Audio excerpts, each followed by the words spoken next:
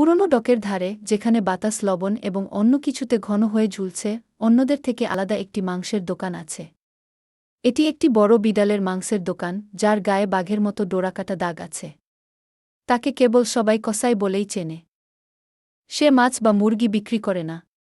তার জিনিসপত্র আলাদা। কাউন্টারে সুন্দরভাবে সাজানো কিছুর কাটা অংশ, যা বিরক্তিকরভাবে পরিচিত মনে হচ্ছে। কসাই বিড়ালটি শান্ত এবং দক্ষতার সাথে কাজ করে। তার থাবা আশ্চর্যজনকভাবে দক্ষ, অনুশীলনযোগ্য। স্বাচ্ছন্দ্যে দক্ষতার সাথে মাংসের দোকান পরিচালনা করে।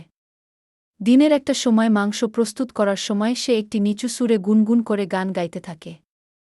গ্রাহকরা সাবধানে এগিয়ে আসেন, চোখ বড় বড় করে তাকান, কিন্তু মানিব্যাগ থেকে টাকা দেওয়ার জন্য প্রস্তুত গ্রাহকরা। তারা ইশারা করে, ফিসফিস করে, মোড়ানো পার্সেলের জন্য টাকা দিয়ে দেয়া। ব্যবসা আশ্চর্যজনকভাবে দ্রুতগতিতে চলছে।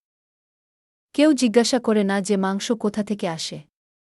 এটা ডকসাইড মার্কেটের নিয়ম, কোনো প্রশ্ন করা যাবে না। আপনি আপনার মূল্য পরিশোধ করেন, আপনি আপনার প্যাকেজটি নেন, এবং আপনি দেরি করবেন না। ডোরাকাটা বিড়ালটি শুধু হাসে, একটা অস্থির হাসি।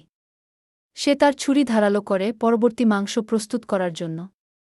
সে হঠাৎ একদিন অনেক বেশি বিক্রি করে এবং অনেক কাস্টমার হয়। সে ওই দিন সফল বিক্রয় করে ধীরে ধীরে ব্যবসায় সফলতা আসতে শুরু করে এবং একদিন সে অনেক ধনী বিড়ালে পরিণত হয়।